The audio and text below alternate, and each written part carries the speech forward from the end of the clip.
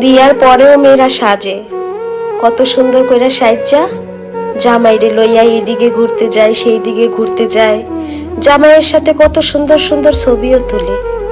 আর আমি কেমন জানি অল্প বয়সেই বুড়ি হইয়া গেছি, মুখে এখন আর একটু ফেয়ার অ্যান্ড লাভলিও মাখতে মন চায় না। জামাইয়ের সাথে ছবি তোলা তো দূরের কথা, জামাইয়ের সাথে তো দেখাটাও হয় না। প্রবাসীর বউ কি হবে সাজ্জা, কারে দেখামো, এই চিন্তা কইরা প্রতিদিন ফকিন্নি হইয়া থাকি। দিন শেষে স্বামীর সাথে একটু কথা কইয়া সুখ পাওয়ার আশা করি। স্বামীটাও না কেমন জানি হইয়া গেছে, কথা কওয়ার আগেই না রাইগা রাইগা ওঠে। স্বামীর সাথে মন খুললা কথাও কইতে পারি না, কোন কথায় সে রাগ হইব, কোন কথায় খুশি হইব বুঝতেই পারি না।